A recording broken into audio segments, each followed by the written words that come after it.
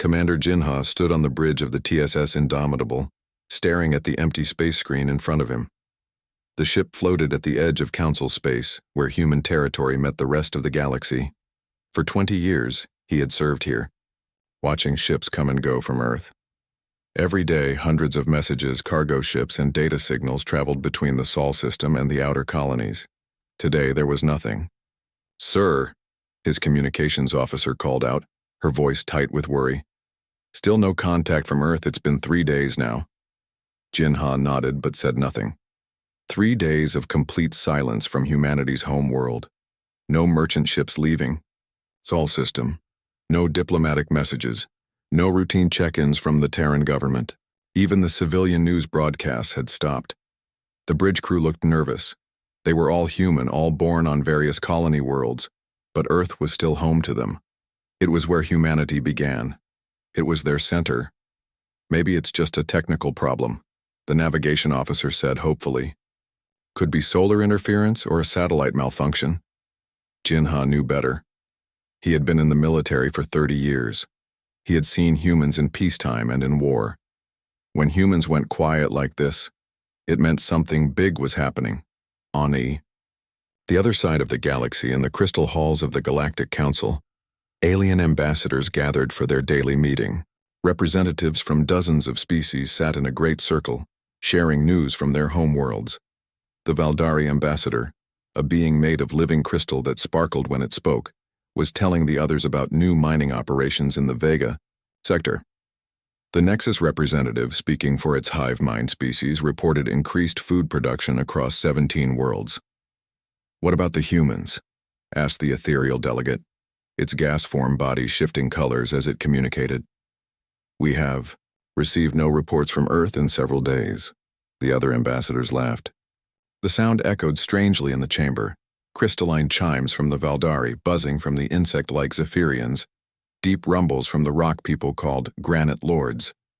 "Probably fighting among themselves again," said the hegemony representative, a tall being with 4 arms and skin like metal.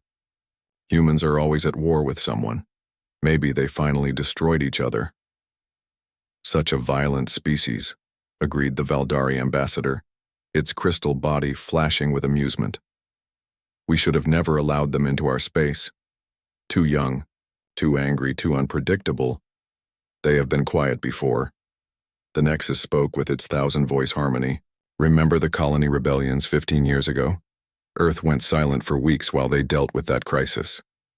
The ethereal delegate swirled thoughtfully. "But this feels different. Usually their silence comes with explanations. Emergency. Broadcasts. Diplomatic warnings. Something. This time, there is nothing at all." "Good," said the hegemony representative. "Perhaps they have learned their place at last." Far away, on the frontier world of New Busan, Harin wiped sweat from her forehead as she checked the atmospheric processor readings. She was a terraforming engineer, responsible for making dead worlds suitable for human life. New Busan had been a barren rock 10 years ago. Now it had breathable air, growing plants, and thousands of human settlers. Her work partner, a young man named Quan, looked up from his equipment scanner. "Harin, have you noticed anything strange lately?" She paused her work and looked at him. "Strange how?" "The supply ships changed their routes last week. The military personnel on the station have been having more meetings.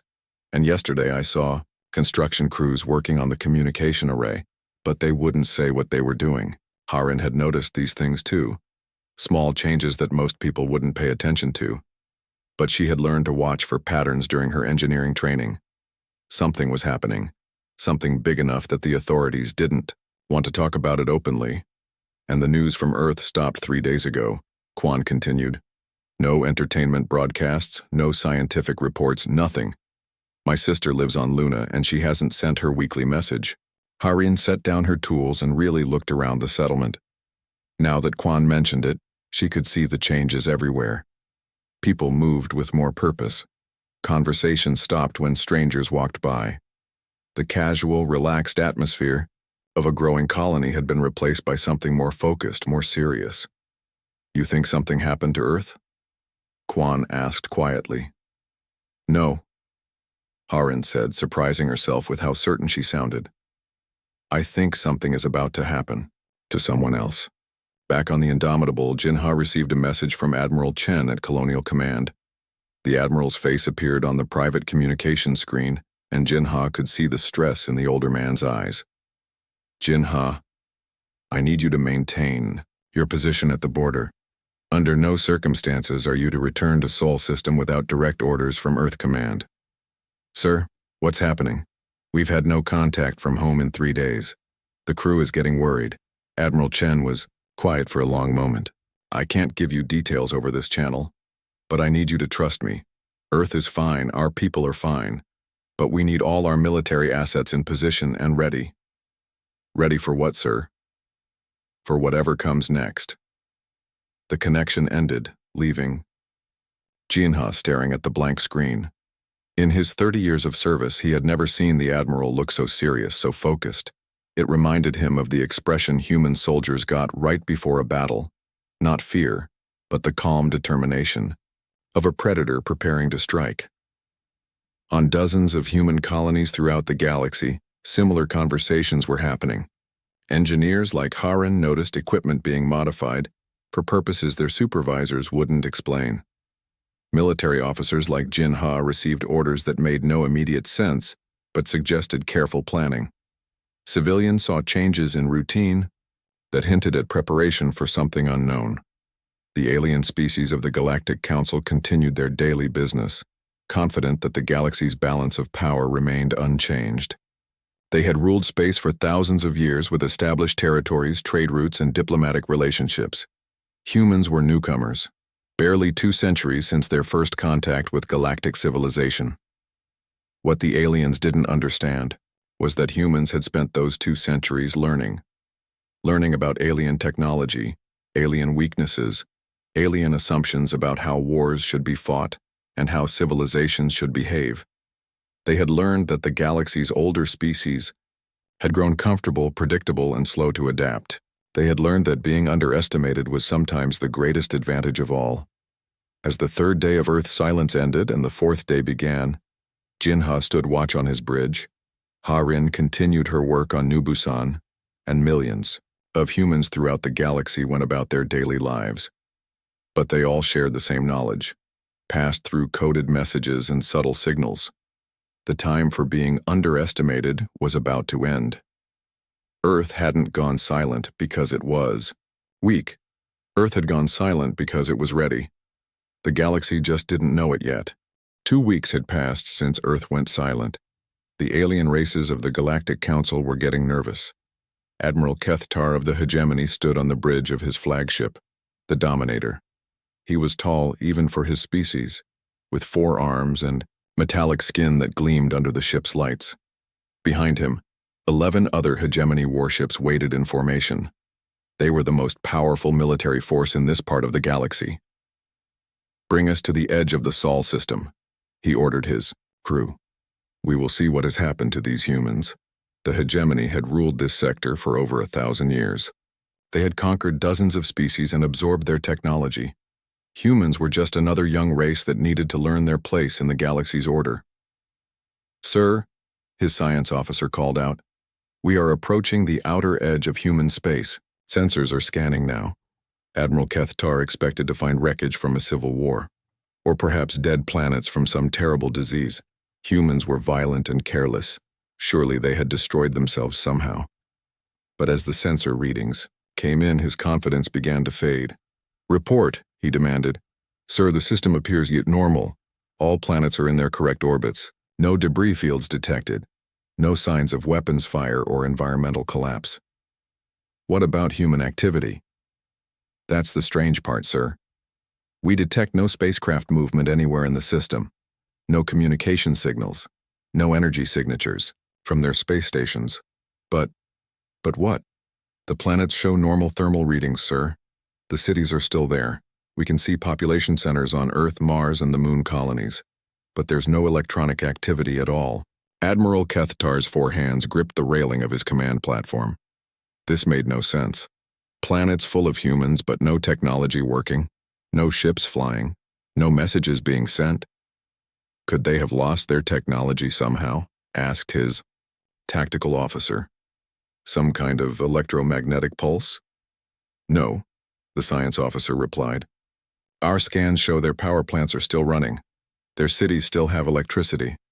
But all their communication equipment appears to be shut down. On Earth, far below the surface of the Rocky Mountains, President Jake Morrison stood in the largest war room ever built by humanity. The underground complex stretched for miles in every direction, filled with the most brilliant minds his species had ever produced. Scientists worked at holographic displays, showing star charts of the entire galaxy. Military strategists planned operations across dozens of worlds. Engineers designed new weapons using technology that no alien race knew humans possessed. All of it done in complete electronic silence. Sir, his chief of staff said, walking up with a printed report, the hegemony fleet has arrived at our system's edge. They're scanning but keeping their distance. President Morrison nodded. Good. Let them look. They'll see exactly what we want them to see.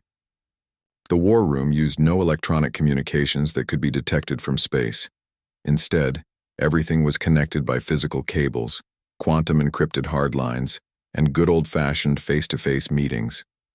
To alien sensors, Earth appeared, electronically dead while actually operating at maximum capacity. What about our people in the outer colonies? Morrison asked. Captain Rex is coordinating with all settlement leaders. They're using the old protocols, light signals, physical messengers, and pre-arranged plans that don't require real-time communication. Captain Rex sat in a small room on the mining station Omega-7, watching a screen that showed coded light, flashes from the nearby colony of New Sparta.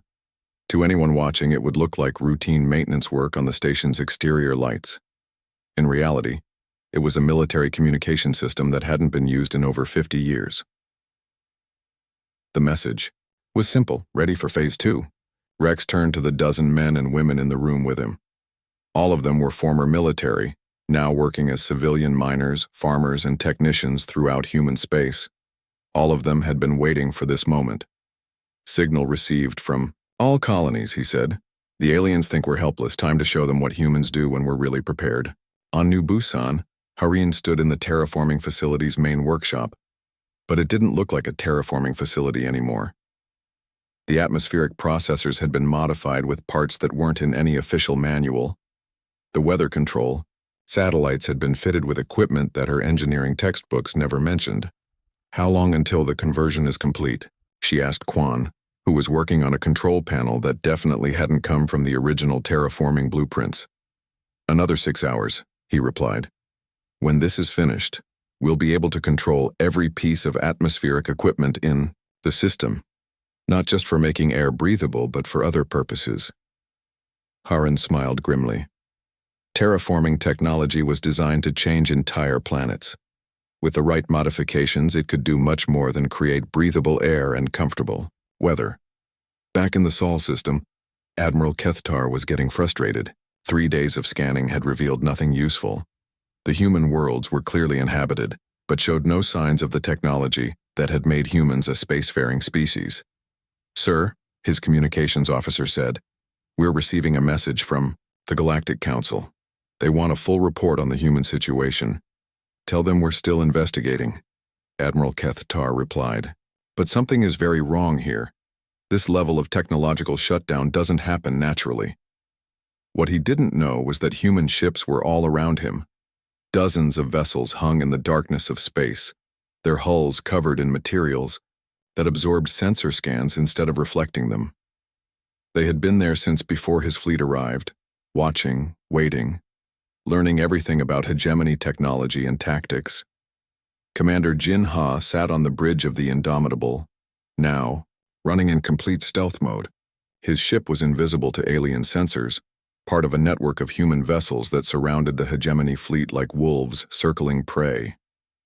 Sir, his tactical officer whispered, we've finished scanning their ships. Our computers have analyzed their weapons, shields, and propulsion systems. We know exactly how they work. And how to defeat them? Jinha asked. Yes, sir. Their technology is powerful but predictable. They've been using the same designs for centuries. No major innovations, no adaptive systems. Jinha nodded. This was what humans did best, adapt and learn. While the aliens had become comfortable with their old technology, humans had spent 2 centuries studying it, improving on it, and finding its weaknesses. Maintain position, he ordered. We wait for Earth's signal. In the Galactic Council chambers, emergency meetings were being held every day.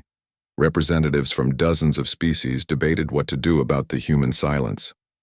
We should send a diplomatic mission, suggested the ethereal delegate. Perhaps they are experiencing some internal crisis and need assistance, or they're planning something dangerous, countered the Valdari ambassador, its crystal body flashing with concern. This level of communication blackout is unprecedented. Humans are chaotic, said the Granite Lord representative, its stone, face showing no emotion. But they have never been completely silent before. Even during their civil conflicts, they continued diplomatic contact. The Nexus spoke with its 1,000 voices. Our analysis suggests this silence is intentional. It serves a purpose we do not yet understand. None of them realized that human diplomatic staff throughout the galaxy were listening to every word. Tiny recording devices, undetectable by alien technology, had been placed in council chambers months ago. Every plan, every concern, every weakness was being reported back to Earth through channels the aliens didn't know existed. As the second week of silence ended, the galaxy's mood shifted from curiosity to worry. Trade routes that passed through human space began to see delays as alien captains became nervous about entering areas where humans might be present but invisible. President Morrison reviewed the daily reports in his underground command center. Every human colony was ready. Every military unit was in position. Every piece of converted civilian equipment was functioning perfectly. Sir, his chief of staff said, all assets report ready for Phase 2. The galaxy thinks we're weak and divided. Should we show them otherwise? Morrison looked at the massive display showing the positions of alien fleets throughout known space. Thousands of ships, millions of soldiers representing civilizations that had ruled the galaxy for millennia. They had no idea what was coming. Not yet, Morrison said calmly. Patience is our greatest weapon right now. Let them get comfortable. Let them think they understand us. When we finally move, it will be too late for them to adapt. In the darkness of space around the Sol system, Admiral Kethtar continued his fruitless scans. His powerful fleet found nothing but silent planets and empty space. He had no idea that he was surrounded by the most dangerous predators the galaxy had ever produced. Humans who had spent 2 centuries learning to hunt in the dark. The silence continued, but it wouldn't last much longer. 3 weeks after Earth went silent, the galaxy learned what humans had been preparing for. It started at the edges of known space, in places so remote that news took days to travel. The hegemony outpost at Kepler 442 simply vanished. Not destroyed, vanished. One day it was there, broadcasting routine reports. The next day there was nothing but empty space. At first, the hegemony command thought it was the equipment failure, but then Outpost Vega 12 disappeared, then the mining station at Wolf 359, then 17 border stations in a single day. Admiral Keith Tarr received the emergency message while his fleet still waited at the edge of the Sol system. His second-in-command, Captain Vexhai, brought him the report with trembling hands. Sir, we've lost contact with our entire Outer Rim network. 23 stations gone without any distress signals. Gone how? Admiral Kethtar demanded. Pirates? Rebels? Equipment failures? That's just it, sir. They're not destroyed. Our long-range sensors show the stations simply aren't there anymore. No wreckage, no debris, no signs of battle. It's like they were never built. Admiral Kethtar felt a cold fear growing in his chest. His species had ruled this part of space for 1,000 years. Nothing should be able to make entire military installations disappear without a trace. What about our patrol fleets in those sectors? Captain Vexhai's face grew even more worried. Also missing, sir. 12 full battle groups. No emergency. Signals. No final transmissions. They just stopped reporting. At the same time, similar reports reached other alien governments. The Valdari found their mining operations in the outer systems empty, not just of personnel, but of all equipment, as if the mines had never existed. The Nexus lost contact with entire colony worlds. The Ethereals discovered that their gas-harvesting platforms in remote nebulae had simply vanished. In the underground war room on Earth, President Morrison watched the reports come in with satisfaction. Phase 2 was proceeding exactly as planned. "Sir," his military advisor said, "all outer targets have been secured. No alien survivors, no evidence left behind. Our team stripped everything useful and destroyed the rest." Morrison nodded. "And their response?" "Confusion and panic. They're sending investigation fleets to every missing outpost. Their forces are spreading out across the galaxy, trying to figure out what happened." "Perfect. Scattered enemies are weak." "Enemies, what's the status on Phase 3? "All human assets are in position. We're ready to spring the trap." On New Busan, Harin stood in the control room of what used to be a terraforming station. Now it looked more like a military command center. The screens around her showed not weather patterns and atmospheric readings, but the positions of alien fleets throughout the star system. "Harin," Quan called from his position at the weapons control panel. "We have 3 Valdari cruisers entering our system. They're scanning for their missing mining operation." Harin smiled grimly. The Valdari mining operation was gone because human engineers had taken it apart piece by piece and moved all the valuable equipment to hidden bases. The aliens would find nothing but empty asteroids where their facility used to be. "Are the atmospheric processors ready?" she asked. "All systems green. Weather control satellites are locked onto the Valdari ships. When you give the word, we can hit them with a storm they'll never expect." Back in the Sol system, Admiral Kethtar was about to discover that his enemy had been watching him for 3 weeks. "Sir," his sensor officer called out in alarm. "I'm detecting massive energy signatures throughout the system." "What kind of signatures?" "Ship engines, sir. Hundreds of them. They're everywhere." Admiral Kethtar stared at his tactical display as it suddenly filled with red dots. Human ships appeared as if from nowhere, dropping their stealth systems all at once. They surrounded his fleet from every direction, above, below, and on all sides, but these weren't the crude human vessels he expected. These ships looked like nothing in the alien databases, sleek, deadly, and clearly built with technology that shouldn't exist.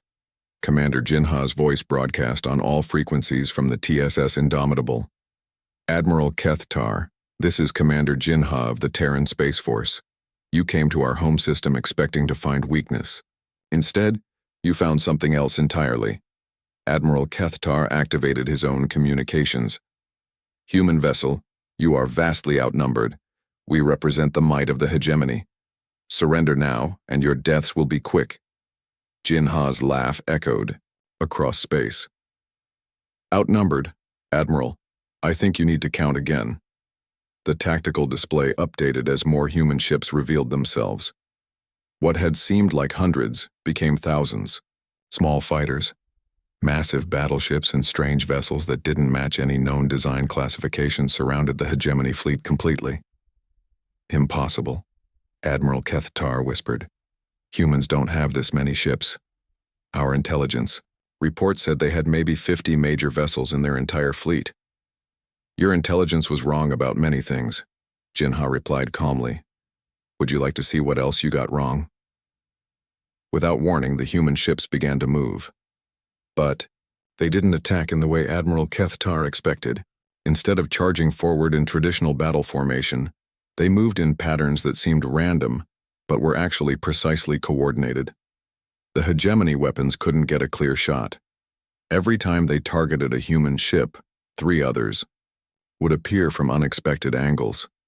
The humans fought like a pack of wolves, individually smaller than their prey, but working together with deadly efficiency. "Sir, our weapons can't lock onto them," the tactical officer reported. "They're moving too fast, too unpredictably. And their ships seem to be communicating without using any signals we can detect." That was because the human ships were using quantum-entangled communication systems. Each vessel was instantly connected to every other ship in the fleet, allowing them to coordinate perfectly without sending any detectable signals. Admiral Keith Tar watched in horror as his powerful warships were picked apart by enemies that seemed to know exactly where to strike. Human weapons cut through hegemony shields like they were made of paper. The aliens' most advanced technology was no match for weapons designed specifically to defeat it. "Sir, we need to retreat," Captain Vexai shouted over the sound of alarms. "Retreat? Where?" Admiral Keth Tar asked bitterly. "They're everywhere." On the planet below, President Morrison's voice reached every human settlement in the galaxy through the quantum communication network. Operation Silent Thunder is now active. For 3 weeks, we've let the galaxy think we were weak, divided, and afraid. Today, they learn the truth about what it means to be human. Throughout human space, the carefully prepared trap began to close. On New Busan, Haran activated the modified weather control systems. What had been designed to create gentle rains and pleasant breezes became a weapon that could tear apart spacecraft with artificial lightning storms and hurricane-force winds. "Valdari vessels, this is New Busan Control," she broadcast to the 3 alien cruisers. "You are now in the middle of what we call a weather emergency. I suggest you leave immediately." The Valdari ships suddenly found themselves caught in a storm that defied all natural laws. Lightning bolts as thick as trees struck their hulls, while winds that shouldn't exist in space pushed them off course. Captain Rex led human strike teams that appeared throughout the galaxy like ghosts. They hit alien supply lines, command posts, and communication centers with surgical precision. What the aliens thought were separate attacks were actually part of one massive coordinated operation. "Sir," Rex reported to Earth Command from a captured hegemony base. "Phase 3 is proceeding ahead of schedule. Enemy forces are scattered and confused. They have no idea how many of us there are, or where we'll strike next." Back in the Sol system, Admiral Keth Tar's once mighty fleet was falling apart. Half his ships were disabled, and the other half were running out of ammunition. The human vessels continued their wolf-pack attacks, never staying in one place long, enough to be targeted effectively. "Admiral," Jin Ha's voice came over the communications again. "Would you like to surrender now, or would you prefer to see what Phase 4 looks like?" Admiral Keth Tar looked around his damaged bridge. His crew was wounded, his ships were failing, and his enemy had revealed capabilities that made the hegemony's 1,000-year reign seem like ancient history. What do you want?" he asked quietly. "We want the galaxy to remember something." "It forgot," Jinha replied. "Humans aren't prey. We never were. We're the species that spent 10,000 years climbing to the top of our planet's food chain. We're the descendants of pack hunters who learned to work together to bring down creatures 10 times our size." The alien fleets throughout the galaxy were learning the same lesson. The Valdari, the Nexus, the Ethereals, all of them had made the same mistake. They had looked at human chaos and seen weakness. They had looked at human diversity and seen division. They had looked at human compassion and seen softness. They had forgotten that predators are most dangerous when they're protecting their pack. President Morrison's final broadcast of the day reached every corner of human space. To all human colonies, all human vessels, all human citizens. Today we reminded the galaxy who we really are. We are not the weak newcomers they thought we were. We are the species that turns impossible odds into inevitable victories. The silence was broken, but the real storm was just beginning. Admiral Keth Tar now understood what Earth's silence had really meant. It wasn't the quiet of defeat. It was the quiet of predators preparing to hunt. The galaxy was falling apart, and the aliens finally understood why. In the great crystal halls of the Galactic Council, emergency alarms rang constantly. Representatives from dozens of species sat around the council table, but many chairs were empty. Some delegates couldn't reach the meeting because their homeworlds were under attack. Others had stopped coming because their governments no longer existed. The ethereal delegate floated above its seat, its gas-formed body shifting through colors of fear and confusion. In 6 days, humans have destroyed our entire outer defense network. 300 years of military buildup gone. Not destroyed, corrected the Valdari ambassador. its crystal body dim with worry. Consumed. They take our technology, improve it in hours, then use it against us. Our own weapons are being turned on our forces. The Granite Lord representative spoke with a voice like grinding stone. Our fortress worlds have fallen. Planets we thought were impossible to attack. Human forces appear from nowhere, strike with perfect coordination, then vanish before we can respond. Captain Rex stood on the bridge of what used to be a hegemony command ship. Around him, human technicians worked at alien control panels that they had figured out faster than the aliens who built them. The ship's original crew was gone, transported to prisoner camps on distant human worlds. "Sir," one of his technical specialists called out, "we've finished downloading their military databases. Every hegemony base, every patrol route, every defense plan for the next 50 systems." Rex nodded. This was how humans fought, not just with weapons, but with information. Every alien facility they captured gave them more knowledge about their enemies. Every computer system they hacked revealed new weaknesses to exploit. And their technology? Already being improved by our engineers. The alien power systems are efficient but simple. We can boost their output by 40% with basic modifications. Rex smiled grimly. The aliens had made their technology powerful, but predictable. They used the same designs for centuries without major changes.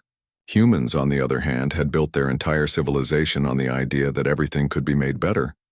On New Busan, Ha-Rin watched her modified terraforming systems track 3 more Valdari fleets trying to enter human space. Her weather control satellites could now create storms in the vacuum of space itself, using gravitational manipulation technology that the aliens thought was impossible.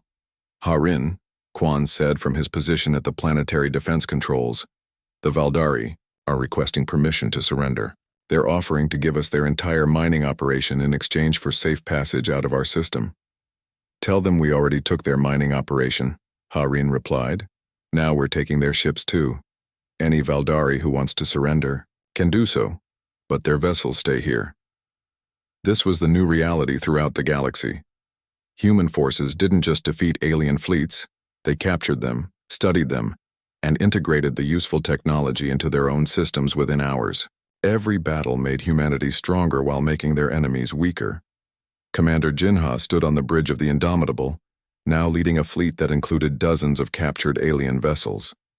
His human crews had learned to operate hegemony, Valdari and Nexus ships better than their original builders. "Sir," his communications officer reported, "we're receiving surrender requests from 17 different species. They want to negotiate peace terms." "Forward all requests to President Morrison on Earth," Jinha replied. "But make it clear, we're not interested in returning to the old system. The galaxy is going to change, whether they like it or not." In the underground war room, President Morrison reviewed reports from across human space. Every day brought news of new victories, new technology acquired, new alien governments falling. "Sir," his chief of staff said, "the Nexus Collective is requesting an emergency meeting. They say they're willing to discuss complete surrender if we'll guarantee their species' survival."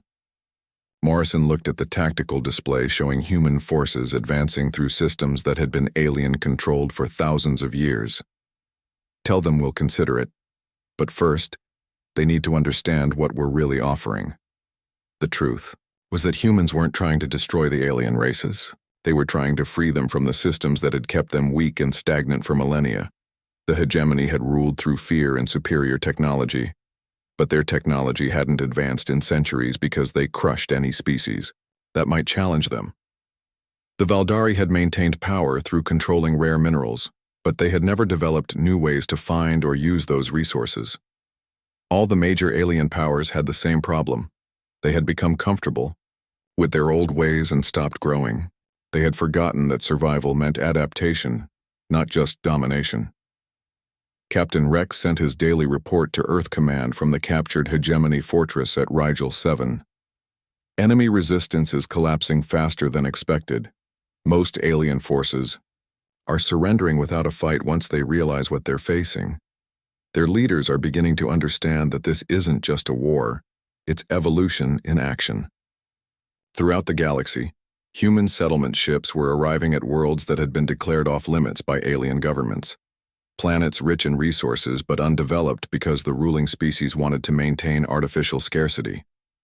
Worlds, with perfect conditions for life, but kept empty to preserve the power of established colonies.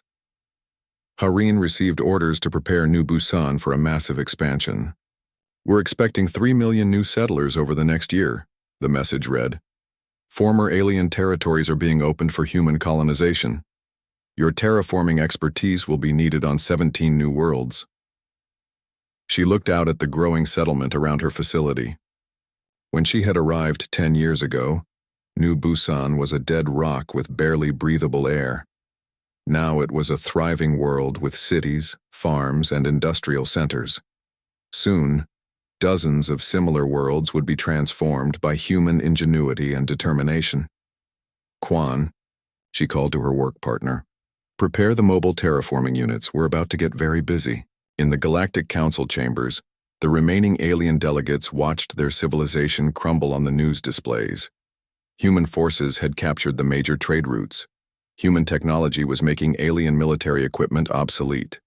Human settlements were spreading to worlds that had been restricted for thousands of years. "How is this possible?" the ethereal delegate asked in despair. "Humans are so young, so primitive. They've only been in space for 2 centuries. The Nexus representative spoke with its 1,000-voice harmony, but now those voices sounded tired and defeated. "We made a fundamental error in understanding. We thought youth meant weakness. We thought chaos meant inefficiency. We thought their diversity made them vulnerable. We were wrong about everything," the Valdari ambassador said quietly. "They weren't chaotic. They were adaptive. They weren't weak. They were learning. They weren't divided. They were specialized." The truth was finally clear to the alien races. Humans hadn't spent 2 centuries trying to fit into galactic civilization. They had spent 2 centuries studying it, understanding its weaknesses, and preparing to replace it with something better. President Morrison's voice reached every corner of human space through the quantum communication network. "To all human forces, all human colonies, all human citizens, today marks the beginning of a new age. We have shown the galaxy that stagnation is not strength, that comfort is not security, and that the old ways of doing things are not the only ways." The message continued. "We didn't start this conflict because we wanted to rule the galaxy. We started it because the galaxy needed to remember how to grow, how to change, how to evolve. Every species we've defeated has been given a choice: adapt and join us in building something better, or remain trapped in the systems that made them weak." Commander Jinha looked out at the fleet surrounding his flagship. Human ships, captured, alien vessels, and new hybrid designs that combined the best of both technologies. This was humanity's gift to the galaxy. The knowledge that everything could be improved, that nothing was permanent, and that survival belonged to those willing to change. "Sir," his tactical officer reported, "long-range sensors show the last. Major alien fleet is requesting permission to enter Sol system under a flag of truce. They want to negotiate the final surrender." Jinha smiled. The hunt was almost over, but the real work was just beginning. The galaxy was about to learn what happened when humans decided that impossible was just another word for not yet achieved. 6 months after Earth went silent, the galaxy was unrecognizable.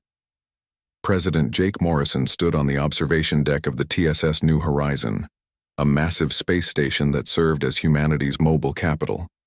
Through the vast windows, he could see ships from dozens of species working together on construction projects that would have been impossible under the old system. The station moved between human colonies, bringing government directly to the people instead of forcing them to travel to distant capitals. It was a symbol of the new way of doing things, adaptive, flexible, and always moving forward. "Sir," his chief advisor said, approaching with the daily reports, "the Valdari engineering teams have finished upgrading the terraforming systems. On New Kepler, the planet will be ready for human settlement 3 years ahead of schedule." Morrison nodded. The Valdari had proven to be excellent partners once they understood that humans weren't interested in enslaving them. Their crystal-based technology combined with human innovation was creating possibilities neither species had imagined alone. And the Hegemony Reconstruction Project? Progressing well.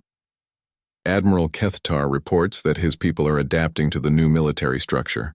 They're actually more effective now that they're working with human tactical principles instead of their old rigid formations.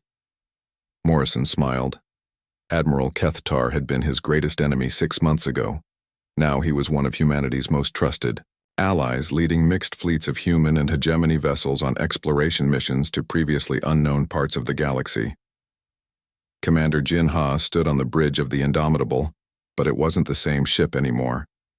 Human engineers had rebuilt it using technology from 7 different species, creating something entirely new. The vessel was faster, stronger, and more adaptable than any ship that had existed before. His crew was no longer entirely human either. Valdari crystal beings worked alongside human engineers, their unique abilities allowing them to interface directly with the ship's systems. Hegemony tactical officers shared their 1,000 years of military experience with young human captains, eager to learn. "Sir," his communications officer called out. She was one of the Nexus Collective, her hive mind abilities allowing her to coordinate communications across the entire fleet instantly. "We're receiving a message from the exploration fleet at the Galactic Rim. They've made contact with a new species." Jinha walked over to the communications station. This had become routine over the past few months. With the old restrictions removed, human and alien exploration ships were pushing into territories that had been considered too dangerous or too distant to explore. What do we know about them? They call themselves the Wanderers. They've been hiding in the outer dark for thousands of years, afraid to enter the main galaxy because of the old power structures. They say they've been watching humanity's rise and want to make contact. Tell them they're welcome to visit our nearest colony. We'll send a diplomatic team to meet them. This was how first contact worked now. Instead of the old system where new species had to prove themselves worthy to join the Galactic Council, humans simply invited them to participate in the growing community of worlds. On New Busan, Harin stood in the center of what had become the galaxy's most advanced terraforming research facility. Scientists and engineers from 20 different species worked together, sharing knowledge that had been kept secret for millennia under the old system.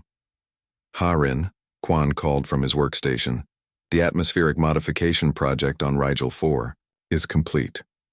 The planet now has breathable air for humans, Valdari and ethereal simultaneously. She walked over to look at his data. Creating multi-species atmospheres had been considered impossible before. Each race needed different gas mixtures, different pressures, different temperatures, but human adaptability combined with alien expertise had found solutions that worked for everyone. Excellent. How many worlds are we working on now? 47. Active terraforming projects and requests for 30 more. We're creating more livable worlds in 6 months than the galaxy produced in the previous century. Harin looked out the window at New Busan's growing cities. The world now hosted representatives from dozens of species, all working together on projects that benefited everyone. Children from different worlds played together in parks that had been designed to accommodate various alien biologies. This was humanity's real gift to the galaxy, not superior weapons or advanced technology, but the simple idea that cooperation was stronger than competition. Captain Rex sent his weekly report from the frontier world of Far Reach, humanity's furthest colony.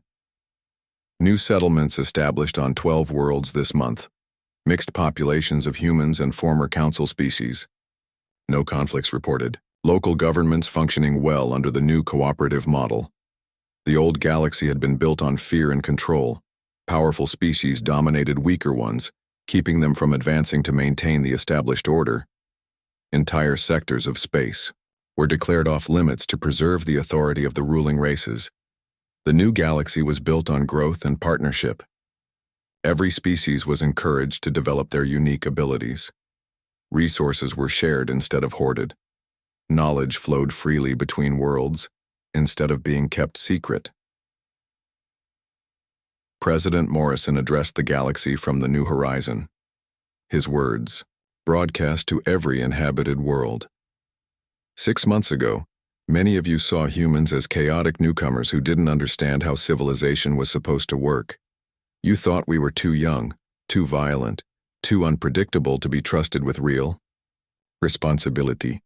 The message continued across thousands of worlds, translated into hundreds of languages.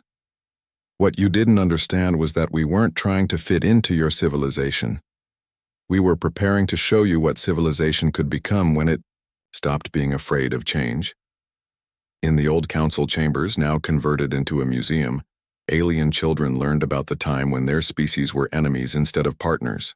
Tour guides, both human and alien, explained how the galaxy had been transformed not through conquest, but through the simple revolutionary idea that everyone could grow stronger together. The ethereal delegate, now serving as an ambassador for interspecies cooperation, often told visitors, "Humans taught us that diversity isn't weakness, it's strength. That chaos isn't disorder, it's creativity. That being young isn't a disadvantage, it's an opportunity." Commander Jinha received a priority message from Earth Command.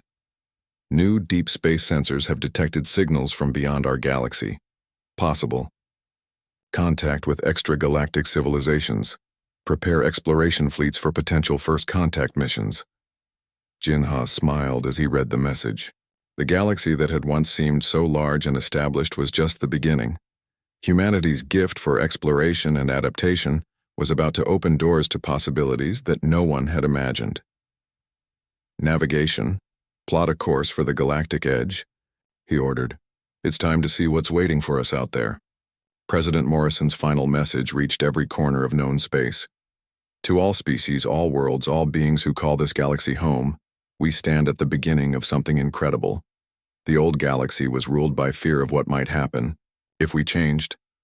The new galaxy is driven by excitement about what we might become. We didn't conquer you to make you like us. We liberated you to help you become the best versions of yourselves. Every species has gifts that can benefit everyone. Every world has potential that was never explored under the old system. The day Earth went silent wasn't the day humanity disappeared.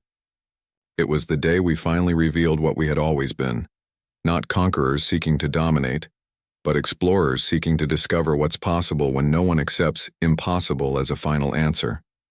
Harin looked up at the stars from her laboratory on New Busan. Somewhere out there, human and alien ships were pushing into unexplored regions, making contact with species that had been hiding in the dark, creating possibilities that hadn't existed 6 months ago.